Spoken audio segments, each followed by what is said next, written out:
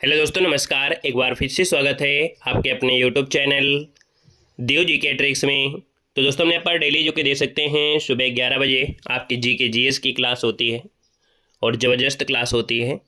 इस समय देख सकते हैं जो भी क्लासें हैं वो आपके रिवीजन के तौर पर आपको दी जा रही हैं और हर एक क्लास का रिवीजन करना आपको ज़रूरी है, क्योंकि जो जीएस है आपकी वो बिल्कुल आपकी कॉन्सेप्ट के साथ है। 2025 में जो आपकी परीक्षाएँ हो रही हैं उसी के लेवल में से ये क्वेश्चन आपके यहाँ पर हैं, है ना। इसलिए इन क्वेश्चन का रिवीजन जरूरी है। बाकी हमारे चैनल पर आपके यूपी जी के शाम को 6 बजे मिलती है, तो शाम को 6 बजे यूपी जी के आप रिवीजन कर सकते हैं। रात 8:50 में से हिंदी का भी एक प्रैक्टिस सेट लगा सकते हैं, ठीक है। तो डेली जुड़िएगा। जय माता दी, जय माता दी। गुड मॉर्निंग सभी को, नमस्ते। गुड मॉर्निंग, खुश रहिए। जय मां शारदे, सभी को नमस्ते।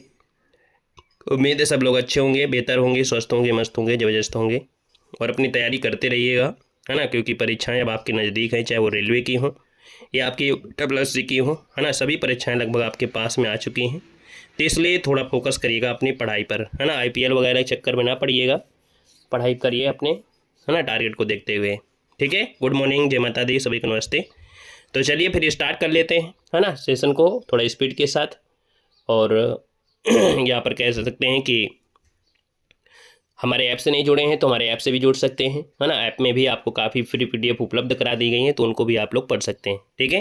तो चलिए स्टार्ट करते हैं। पहला क्वेश्चन आपसे कह रहा है, समझौता ज्ञापन की पद्धति सर्वप्रथम किस वर्ष शुरू की गई थी। गुड मॉर्निंग सभी को, गुड मॉर्निंग।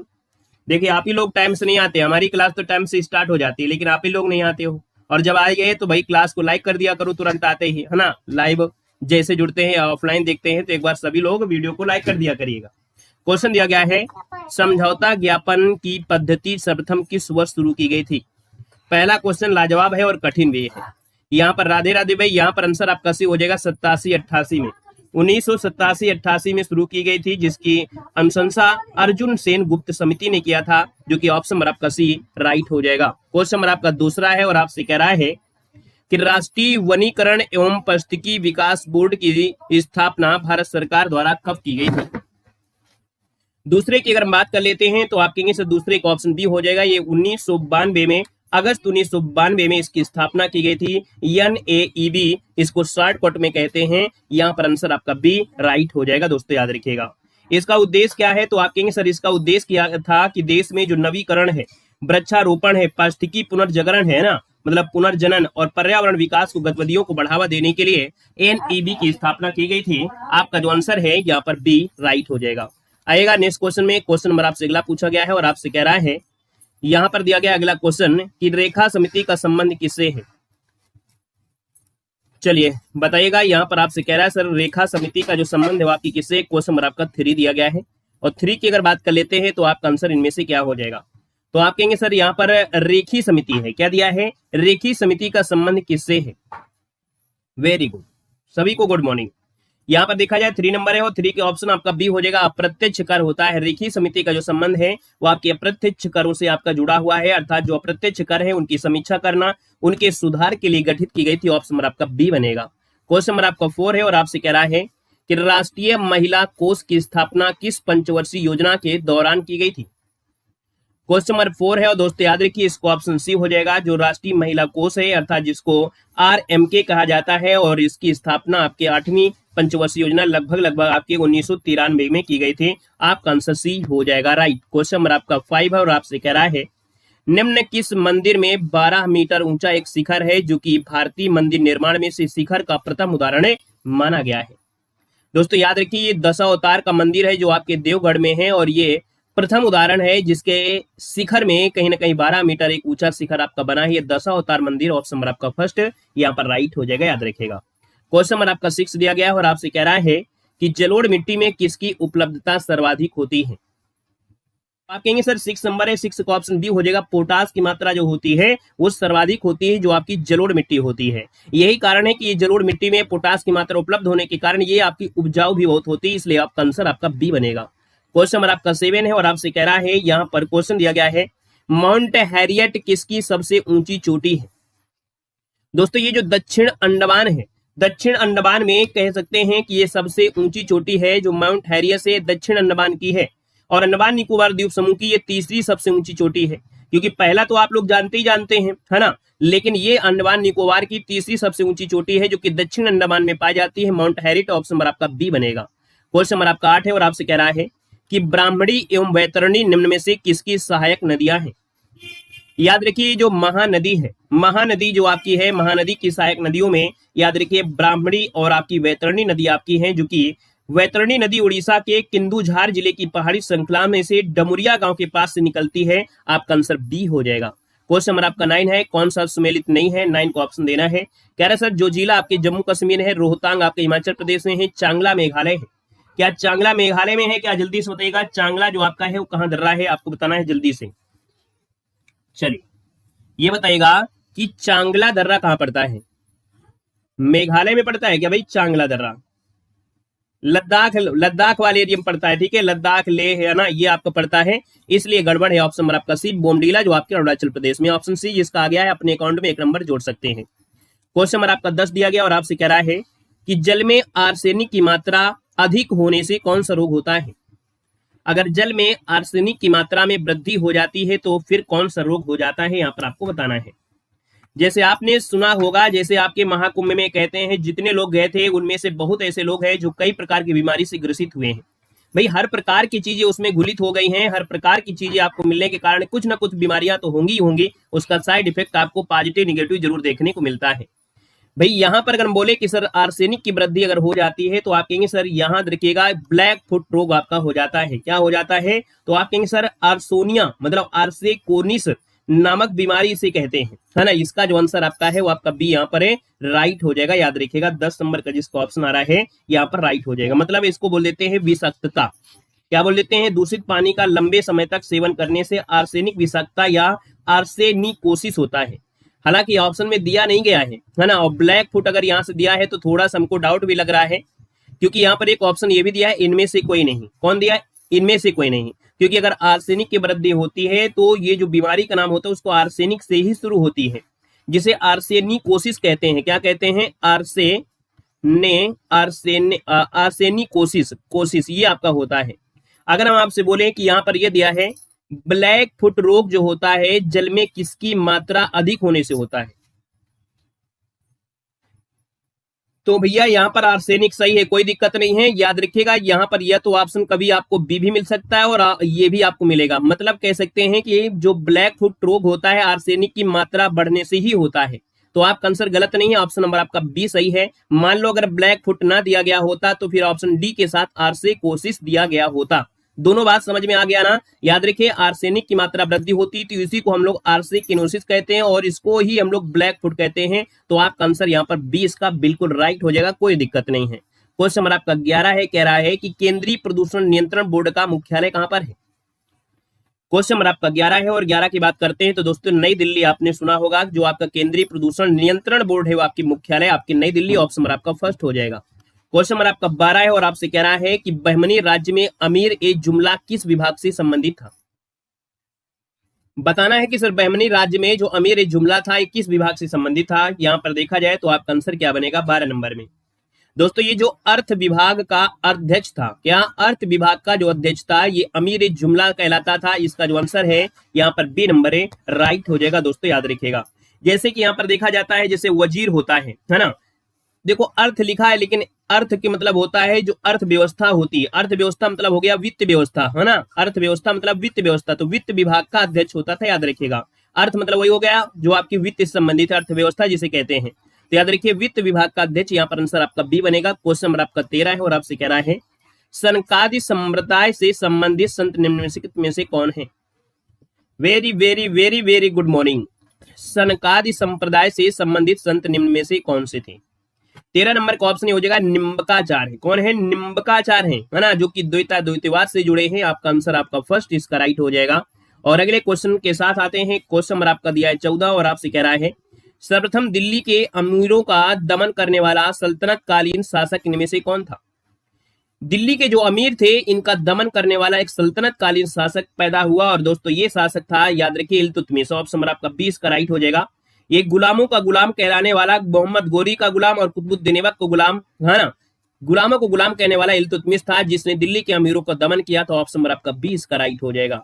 क्वेश्चन नंबर आपका 15 है, सूची फर्स्ट को सूची सेकंड के साथ आपको मिला लेना है। और अगर बात करते हैं कि सर यहाँ पर आपका दिया गया है, कुछ मठ दिए गए हैं, जैसे हेमिस मठ जो आपका है वो आपको लद्दाख में मिल जाएगा। हेमिस मठ आपके लद्दाख में है। जो तवांग मठ है, तवांग एक घाटी भी है और तवांग घाटी आपके अरुणाचल प्रदेश में, तो तवांग मठ यहाँ हो जाएगा। बोधिमंडा मठ जो आपका है वो आपके बोध से बोध गया हो जाएगा। और नामग्याल जो आपका है वो आपका हो जाएगा धर्मशाला हो जाएगा। आप कहेंगे सर इसका आंसर आपका सी राइट हो जाएगा। राधे राधे भाई, राधे राधे। क्वेश्चन नंबर आपका 16 है और आपसे कह रहा है, क्वेश्चन क्या दिया है, अशोक के किस शिलालेख में धम्म अर्थात धर्म की व्यवस्था की गई है। धम्म मतलब होता है धर्म, और इसकी जो व्यवस्था की गई है अशोक के किस शिलालेख में की गई है।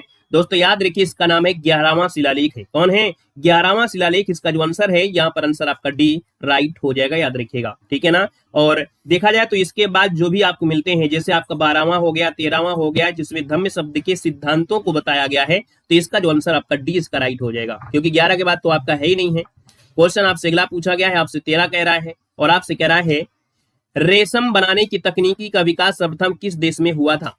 क्वेश्चन नंबर आपका 13 है और आपसे कह रहा है, रेशम बनाने की तकनीकी का विकास सर्वप्रथम किस देश में हुआ था। क्वेश्चन नंबर 16 नहीं भैया, कोई दिक्कत नहीं है। क्वेश्चन नंबर आप 14 में से कुछ लोगों के कमेंट भी आ रहे हैं। क्वेश्चन आपसे है, सर्वप्रथम दिल्ली के अमीरों का दमन करने वाला सल्तनत कालीन शासक कौन था। चलो भाई देखो, सर्वप्रथम दे दिया है।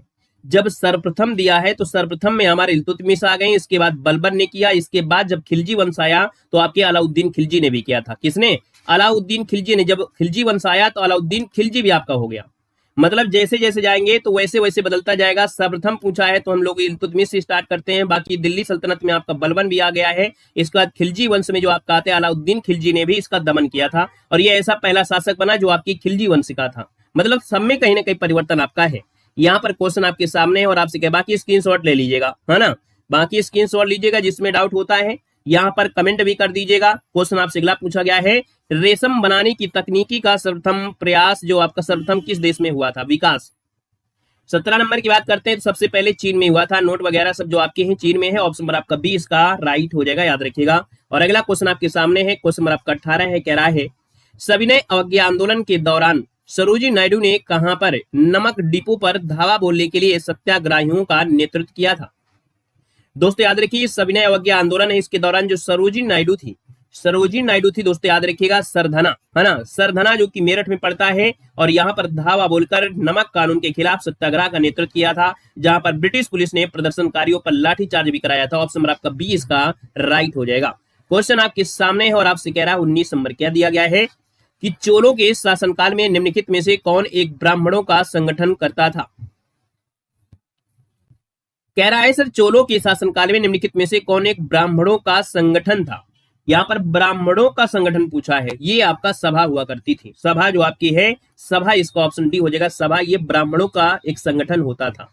क्वेश्चन नंबर आपका दिया है 20 और आपसे कह दिया गया 1857 की क्रांति से संबंधित स्थान पूछा गया है। मिलान तो आप लोग कर लेंगे, पहले ऑप्शन के यहाँ पर देख लेते हैं, बाकी आप लोगों की जिम्मेदारी है। फटाफट लगाइएगा कि लियाकत अली जुड़े हैं आपकी इलाहाबाद से, तो आप कहेंगे सर ये 4 हो जाएंगे। खान बहादुर खां जो आपके हैं वो आपके बरेली से हो जाएंगे, 3 हो जाएगा। अजीमुल्ला खां आपके फतेहपुर से आपके जुड़े थे, और बेगम हजरत महल जो आपके लखनऊ से हैं, तो आप कहेंगे 2 हो जाएंगे। कोई ना कोई ऑप्शन आपका आ गया होगा। देखिए डी नंबर आपका बन गया है। क्वेश्चन नंबर आपका दिया गया है यहाँ पर 21 नंबर, और आपसे कह रहा है कि अधोमुखी निस्यंदन सिद्धांत निम्नलिखित में से किस क्षेत्र से संबंधित था। दोस्तों 21 नंबर है और 21 नंबर की बात करते हैं तो ये शिक्षा से संबंधित था। शिक्षा का निस्पंदन सिद्धांत, यहाँ पर जो आंसर है वो आपका फर्स्ट इसका राइट हो जाएगा। क्वेश्चन नंबर आपका 22 है और आपसे कह रहा है यहाँ पर क्वेश्चन क्या दिया गया है, कह रहा है कि 1872 ईस्वी में नेटिव मैरिज एक्ट को पारित कराने में महत्वपूर्ण भूमिका निम्नलिखित में से किसने निभाई थी। दोस्तों 22 नंबर की बात करते हैं, ये है आपके केशव चंद्र सेन। केशव चंद्र सेन ने 1870 में ऐसी भूमिका निभाई थी जो कि नेटिव मैरिज एक्ट को पारित किया था। यहाँ पर जो आंसर आपका फर्स्ट इसका राइट हो जाएगा। क्वेश्चन नंबर आपका 23 है और आपसे कह रहा है कि निम्न में से कौन सी घटना सबसे पहले हुई थी। 23 नंबर में पहले देखते हैं रॉलेट एक्ट है, फिर आपका रॉलेट सत्याग्रह है, तो आप कहेंगे सबसे पहले एक्ट पारित हुआ होगा ना, सबसे पहले रॉलेट एक्ट पारित हुआ होगा, फिर सत्याग्रह हुआ, फिर राष्ट्रीय कांग्रेस का अमृत अधिवेशन हुआ, फिर इसके बाद कांड हो गया, तो आप कहेंगे सर यहाँ पर आंसर फर्स्ट इसका राइट हो जाएगा। क्वेश्चन नंबर आपका 24 है और आपको जवाब देना है, कह रहा है भारत की संविधान सभा का गठन किसके प्रस्ताव पर किया गया था? वीडियो अच्छा लग रहा है, मन खुश होता जा रहा है, सीखने को मिलता जा रहा है, तो भैया सभी लोग सेशन को लाइक करते चलिएगा बिना कंजूसी के, है ना। क्वेश्चन नंबर आपका 24 है और आप कह रहा है कि भारत की जो संविधान सभा का गठन किसके प्रस्ताव पर किया गया। 24 नंबर है और ऑप्शन नंबर आपका बनेगा बी, ये कैबिनेट मिशन के तहत हुआ था। ऑप्शन नंबर आपका बी बिल्कुल सही हो जाएगा। और कब? तो आपके आंसर 1946 बनेगा। क्वेश्चन नंबर आपका 25 और आपसे कह रहा है निम्न में से मैकियावेली के लिए सरकार का कौन सा रूप आदर्श है? मैकियावेली, ये आपने पढ़ा होगा कभी ना कभी। दोस्तों ये जो गणतंत्र शब्द आपका है, मतलब गणतंत्र सरकार का जो आदर्श रूप था, ये मैकियावेली के लिए, है ना। तो इसका जो आंसर है वो आपका आंसर फर्स्ट इसका राइट हो जाएगा। क्वेश्चन आपका अगला है 26 और आपसे कह रहा है निम्न में से कौन सा रिट है व्यक्तिगत स्वतंत्रता का बुलवर्क है? दोस्तों ये जो है बंदी प्रत्यक्षीकरण हिबियस कॉर्पस रिट को व्यक्तिगत स्वतंत्रता का महत्वपूर्ण रक्षक माना जाता है। इसका आंसर आपका डी के साथ जाएगा। क्वेश्चन नंबर आपका 27 है और आपसे कह रहा है निम्न में से कौन सा है जो भारतीय संविधान द्वारा प्रत्याभूत मौलिक अधिकार है? दोस्तों याद रखिए ये जो आपका समता का अधिकार है, ये भारतीय संविधान का प्रत्याभूत मौलिक अधिकार माना जाता है। आपका जो आंसर है वो आपका डी नंबर है राइट हो जाएगा, जो आपका समता का अधिकार है। क्वेश्चन नंबर आपका 28 है और आपसे कह रहा है भारतीय संविधान में राज्य के नीति निर्देशक तत्व को शामिल करने का मुख्य कारण क्या है? भाई भारतीय संविधान में जो मूल राज्य के नीति निर्देशक तत्वों को शामिल किया गया, इसको शामिल करने का भी कोई रीजन रहा होगा। तो ये रीजन था कल्याणकारी राज्य की स्थापना की जाए। किसकी? कल्याणकारी राज्य की स्थापना की जाए, जिससे नागरिकों को जीवन स्तर पर सुधारा जा सके, उनके अच्छा जीवन जी सके, सामाजिक न्याय मिल सके, सुनिश्चित किया जा सके। इसलिए आपका ऑप्शन हो जाएगा फर्स्ट नंबर है। क्वेश्चन नंबर आपको 29 और आपसे कह रहा है निम्न में से कौन सी समिति है जो संसद की स्थायी समिति आपकी नहीं है? दोस्तों संसद की स्थायी समितियों में से देखा जाए लोक लेखा है, प्राक्कलन है और आपका लोक उपक्रम समिति है। वित्त मंत्रालय की जो परामर्शदात्री समिति है ये स्थायी समिति नहीं है। आपका आंसर आपका जाएगा किसके साथ? डी नंबर इसका, जिसका आ गया है राइट हो जाएगा। क्वेश्चन नंबर आपका 30 है और आपसे कह रहा है हाँ और एक होती है प्राक्कलन समिति भी होती है, एस्टिमेटेड जो आपकी होती है इसे। क्वेश्चन नंबर आपका 30 है और आपसे कह रहा है केंद्रीय मंत्रिपरिषद के विरुद्ध अविश्वास प्रस्ताव कहां प्रस्तुत किया जाता है?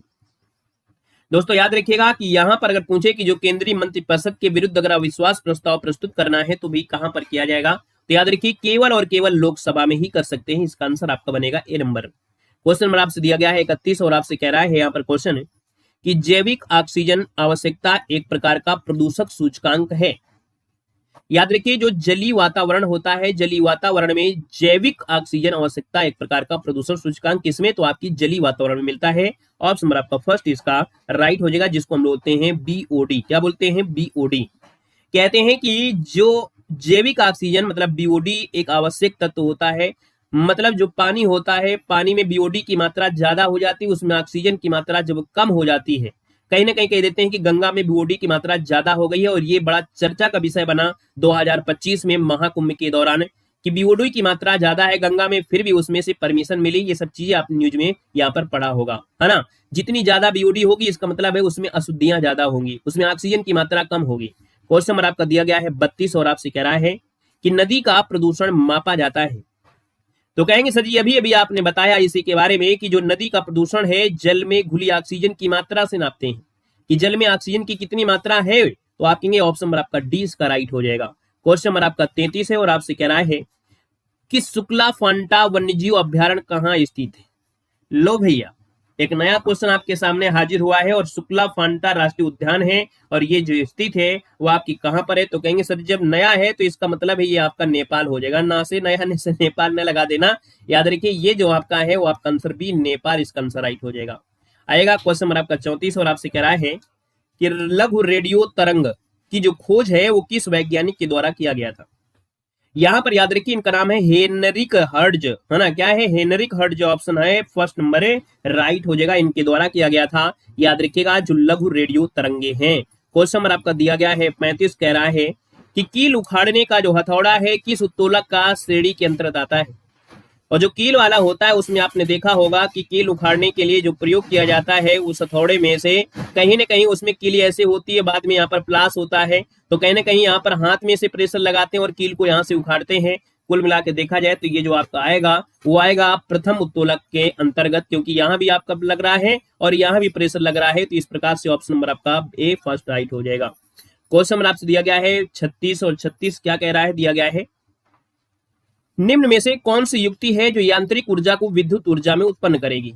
मतलब यांत्रिक ऊर्जा को विद्युत ऊर्जा में रूपांतरित करने वाली में से यहाँ पर जो आती है, दिया गया डायनोमो है और आपकी टरबाइन है और आपकी पवन चक्की है। इसका मतलब इनमें से सभी हो जाएगा, ऑप्शन डी इसका राइट हो जाएगा। भाई सभी तो करती हैं, भाई टरबाइन होती है उसमें से हम लोग पार्ट लगाते हैं, पानी डाल देते हैं, यांत्रिक तरीका हो गया और इसके बाद बिजली बन जाती है।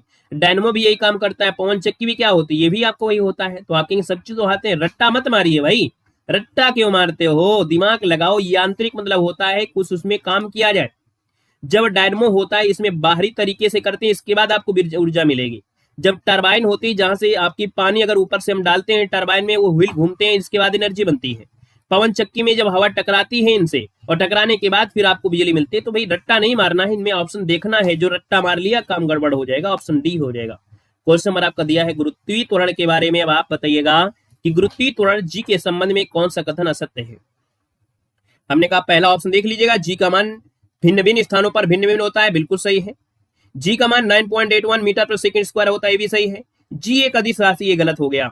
जी जो आपकी है एक अदिश राशि है, ये आपका गलत हो गया, क्योंकि जी जो आपकी है वो आपकी सदिश राशि है। याद रखिए सदिश राशि में आता, ऑप्शन नंबर आपका सी गलत हो जाएगा। आएगा क्वेश्चन नंबर आपसे दिया गया है, कह रहा है भैया 38 नंबर क्या दिया गया है, और आपसे कह रहा है कि द्रवों के तापमान में वृद्धि करने पर उसकी श्यानता पर क्या प्रभाव पड़ता है। अगर कोई लिक्विड है और उसमें अगर हम लिक्विड को गर्म करते हैं तो उसकी जो आपका डेंसिटी होती है, श्यानता होता है, उसमें से क्या प्रभाव पड़ेगा। तो आप कहेंगे सर घट जाता है। मतलब जब हम क्या करते हैं, कोई भी द्रव होता है उसको जब गर्म करते हैं, है ना, तो वो क्या होगा, उसकी जो डेंसिटी होती है वो क्या हो जाएगी, कम हो जाएगी। हालांकि बाद में जैसे वो ठंडा होगा तो वो आपकी डेंसिटी फिर से क्या हो जाएगी, फिर से उसी प्रकार से ज्यादा हो सकती है। लेकिन जब हम गर्म करते हैं तो स्टार्टिंग में क्या होता है, वो घट जाता है। इसका आंसर आपको देना ए नंबर। बड़ा अच्छा क्वेश्चन है और लाजवाब क्वेश्चन है, बड़े कंफ्यूज वाला क्वेश्चन है। ठीक है, यहाँ पर आंसर भी हो जाएगा। जैसे हम आपको उदाहरण एक देते हैं, ये उदाहरण देते हैं, जो लोग घर में है कढ़ी बनाते हैं, है ना, कढ़ी बनाते हैं, कढ़ी बनाते हुए देखा होगा, कढ़ी बनाते हुए देखा होगा। स्टार्टिंग में जब कढ़ी बनाते हैं उसमें से बेसन वगैरह डालते हैं, जब डाल देते हैं तो बिल्कुल पतली पतली होती है, गर्म होती है। लेकिन जब गर्म करते रहते बाद में वही क्या होता है, गाढ़ी हो जाती है। तो स्टार्टिंग जो होती है तो उसका जो श्यानता होती है वो घट जाती है, याद रखिएगा। आइएगा क्वेश्चन नंबर आपके 39 में, कह रहा है निम्न में से कौन सा तत्व है जो विद्युत धारा का चालक है। विद्युत धारा का चालक इनमें से देखिए जो आपका सिल्वर है, सिल्वर ऑप्शन नंबर आपका 20 का राइट हो जाएगा। अब इसका ये कहां लगा दी भैया, ये काहे लगाए रहे हो, हमने कहा विद्युत धारा का चालक है सिल्वर। तो मालूम है सिल्वर मतलब चांदी होती है, चांदी तो सबसे ज्यादा सुचालक होती है, चालक मतलब सुचालक। आएगा क्वेश्चन नंबर आपकी 40 है और आपसे कह रहा है यहाँ पर क्वेश्चन 40 है कि प्रकाश संश्लेषण के दौरान ऑक्सीजन किस कारण विमोचित होता है। भैया ऑक्सीजन जो आपका आता है वो क्यों आता है, तो जल का प्रकाश के साथ अपघटन होता है। भाई जल अगर होगा तो जल के ही कारण ऑक्सीजन आपको निकल कर आएगी। तो आप कहेंगे सर जल का प्रकाश का अपघटन जो होता है, जल का प्रकाश अपघटन होता है, तब यहाँ पर ऑप्शन बी हो जाएगा, नोट कर लीजिएगा। क्लोरोफिल टूटने से कोई मतलब नहीं भाई, यहाँ पर आंसर आपका बी देना है ना। जब तक उसमें जल होगा नहीं तो भी जल के बिना कैसे पानी निकलेगा भाई, आप ही सोचिएगा। क्वेश्चन नंबर आपके 41 से कह रहा है राष्ट्र की संपदा में निम्नलिखित में से किसको शामिल नहीं किया जाता है। राष्ट्र की संपदा में किसको शामिल नहीं करेंगे, जल्दी जल्दी बताइएगा, यहाँ पर जल्दी जल्दी बताइए इसका आंसर क्या हो सकता है। राष्ट्र की संपदा में हम लोग किसको शामिल नहीं कर सकते हैं, खान है, पशुधन है, मुद्रा पूर्ति है, इनमें से कोई नहीं। क्वेश्चन नंबर आपका 41 है और 41 की बात करते हैं तो आप कहेंगे सर जो मुद्रा पूर्ति होती है इसको राष्ट्र की संपदा में शामिल नहीं करते हैं, आपका आंसर सी हो जाएगा, मुद्रा पूर्ति। क्वेश्चन नंबर आपका 42 है, कह रहा है बंदी की दुविधा मतलब प्रिजनर्स डायलेमा शब्द निम्नलिखित में से किससे संबंधित है। दोस्तों 42 नंबर का ऑप्शन आपका डी है, जो क्रीडा सिद्धांत के अंतर्गत स्थितियों में से एक है। जो बंदी की दुविधा है ये आपकी जुड़ा है क्रीडा सिद्धांत के अंतर्गत स्थितियों में से एक माना जाता है, इसका आंसर डी हो जाएगा। नया क्वेश्चन है, स्क्रीनशॉट ले लीजिएगा। मतलब ये खेल सिद्धांत में से एक प्रकार की परिस्थिति है और ये दर्शाता है कि लोग एक दूसरे पर भरोसा ना करने का कारण कभी कभी आपस में ही भिड़ना, वही आपका है खेल से जुड़ा। आएगा क्वेश्चन नंबर आपका दिया है 43 और आपसे कह रहा है यूएनडीपी का बहुआयामी निर्धनता सूचकांक कितने प्रत्ययों से मिलकर बना है। आसान क्वेश्चन होते तो क्लास में भीड़ इतनी होती कि धक्का मुक्की होती, महाकुंभ फेल हो जाता। लेकिन भैया क्वेश्चन का लेवल आपके अनुसार है और जब लेवल अनुसार है तो भीड़ कम होगी, क्योंकि ये वीआईपी क्लास है, ठीक है ना, वीआईपी क्लास वैसे भीड़ कम होती है। तो हमने कहा सर यहां पर देखो दिया गया है यूएनडीपी का बहुआमी निर्धनता सूचकांक कितने प्रत्ययों से मिलकर बना है, तो नोट कर लीजिएगा 43 को ऑप्शन सी हो जाएगा, 10 यहाँ पर आंसर राइट हो जाएगा, है ना। यहाँ पर आपको जो तीव्र बहुआमी गरीबी को मापता है, ऑप्शन नंबर आपको सी देना है। क्वेश्चन नंबर आपका 44 है और कह रहा है मनुष्य की जीभ के किस भाग में कड़वाहट की संवेदना होती है। भाई जीभ से तो हर प्रकार की चीजों का स्वाद मिल जाता है, लेकिन जीभ में भी पार्ट होते हैं, जीभ में पार्ट होते हैं, मतलब यहाँ पर देखा जाए तो जीभ में अगर हम आगे बात करें, जीभ का अगला भाग आपका होता है, जीभ का मध्य भाग होता है, जीभ के साइड वाले भाग होते हैं और जीभ के पीछे वाले आपके भाग होते हैं। इन 4 भागों से आपके स्वादों का अनुभव किया जाता है। जब हम बात करते हैं कड़वाहट की, और जब कड़वाहट की बात कर ले तो याद रखिएगा ये जो आपका पिछला भाग होता है ये कड़वाहट करता है। आप नीम की दतून को देखिएगा, जब आप मुंह में दांत में डालेंगे, जीभ में रख लोगे तो कड़वाहट कम लगे, लेकिन हल्का से जैसे पानी पीछे गया वैसे कड़वाहट आ जाएगा। तो ये पिछला भाग आपका होता है, याद रखिएगा। क्लियर हो गया है, पीछे की ओर कड़वाहट होता है, याद रखिएगा, ठीक है। चलो आइएगा नेक्स्ट क्वेश्चन में। क्वेश्चन आपके सामने है और कह रहा है क्वेश्चन, निम्न में से कौन सा एक एंजाइम है जो प्रोटीन को पेप्टोन्स में बदलता है। जो प्रोटीन होती हैं, हम लोग प्रोटीन खाते हैं, प्रोटीन को पेप्टोन्स में बदल देता है, और ये बदलने का जो कार्य करता है याद रखिएगा ये जो आपका पेप्सिन होता है, पेप्सिन, ऑप्शन नंबर आपका सी हो जाएगा, पेप्सिन हो जाएगा। क्वेश्चन नंबर आपका 46 है और आपसे कह रहा है यहाँ पर क्वेश्चन, हाँ क्वेश्चन नंबर आपका 46 से कह रहा है निम्न में से कौन सा विटामिन है हमारे शरीर में सबसे तीव्रता से बनता है। सबसे तीव्रता से बनता है, आप समझ लीजिए, तुक्का मार के भी काम निकाल सकते हैं, और ऐसे क्वेश्चन को अगर आपने नहीं सही किया तो भी कैसे काम चलेगा भैया। सबसे तीव्रता से तो आप कहेंगे हम धूप में निकलेंगे ना, है ना, धूप में ना निकला करो, नहीं तो नजर लग जाएगी, नहीं काले हो जाओगे, कौआ हो जाओगे। याद रखिएगा जो आपकी होती विटामिन डी, धूप में अगर आप 10 मिनट आप निकल आए तो आपकी एनर्जी पूरी मिल जाती है, आपकी विटामिन डी पूरी मिल जाती है, ठीक है, विटामिन डी पूरी मिल जाती है। विटामिन ई इतनी सस्ती नहीं होती है, अगर विटामिन इतनी सस्ती होती तो विटामिन ई की गोलियां न खानी पड़ती। याद रखिए विटामिन डी है जो फ्री में मिलती है और धूप से मिल जाती है, तो इसका आंसर आपको देना है सी के साथ, ठीक है। क्वेश्चन आपसे अगला पूछा गया 47 नंबर, और आपसे कह रहा है निम्न में से किस भाग में पाचक और श्वसन नलियां क्रॉस करती हैं। याद रखिएगा कि सर जो आपका दिया है पाचक और जो श्वसन नलियां हैं क्रॉस करती हैं कहां पर, ये जो क्रॉस करती हैं कहां पर क्रॉस करती हैं, तो याद रखिएगा ये जो ग्रसनी होती है, ग्रसनी होती है वहां पर क्रॉस करती है एक दूसरे को। क्वेश्चन नंबर आपका 48 है और आपसे कह रहा है क्वेश्चन कि रक्त में मूत्राम्ल के उच्च स्तर के कारण निम्नलिखित में से कौन सा रोग हो जाता है। 48 नंबर की बात करते हैं, मूत्र में अगर उच्च स्तर के कारण, है ना, रक्त में अगर मूत्राम्ल के उच्च स्तर के कारण जो आपका होता है वो होता है गाउट रोग। क्या बोलते हैं इसको, गाउट कहा जाता है, गाउट कह देते हैं। ऑप्शन नंबर आपका सी बनेगा। क्वेश्चन नंबर आपका 49 है और आपसे कह रहा है आंख का वह भाग कौन सा है जिसमें वर्णक होता है जो किसी व्यक्ति की आंखों का रंग निर्धारित करता है। तो कहेंगे सर आंखों के रंग का निर्धारण आपने अभी देखा होगा मोनालिसा को, है ना, तो भैया कहीं ना कहीं आंखों के रंग का जो निर्धारण होता है, वर्णक होता है, व्यक्ति की आंखों का रंग निश्चित करता है, तो आप कहेंगे सर ये कौन सा भाग है। 49 नंबर का जो ऑप्शन है वो आपका बनेगा सी, आपका होता है आइरिस होता है, आइरिस जिसको ऑप्शन सी है बिल्कुल राइट हो जाएगा दोस्तों, याद रखिएगा। क्वेश्चन नंबर आपका 50 है और आपके सामने है दिया गया है गोलकृमि एक मानव परजीवी है जो निम्न में से किसमें पाया जाता है। दोस्तों याद रखिए जो क्षुद्रांश होते हैं, है ना, क्षुद्रांश जानते हो, क्षुद्रांश मतलब होता है मानव की जो आंत होती हैं, मनुष्य की जो आंतें होती हैं, मनुष्य की जो आंतें होती हैं आंतों में होते हैं। कुछ प्रजातियां आंत से निकलकर शरीर के विभिन्न भागों में रह जाती हैं। गोलकृमि के जो अंडे हैं छोटे छोटे युवा कीड़े मतलब लार्वा के रूप में बन जाते हैं। तो ये जो आंतें होते हैं वहां पर आंसर आपका ये हो जाएगा क्षुद्रांश। सब समझ गए होंगे, आपका जो आंसर है यहाँ पर फर्स्ट राइट हो जाएगा। तो टॉप 50 क्वेश्चन इस प्रकार से कंप्लीट होते हैं। कैसे क्वेश्चन आपको लग रहे हैं, मजा आ रहा है तो सेशन को लाइक शेयर करते चलिएगा, सपोर्ट करते चलिएगा, है ना। बाकी हमारा प्रयास पूरा है कि कंटेंट हम आपको वही देंगे जैसा आपका एग्जाम के लिए आपका बेहतर आपका होगा, है ना।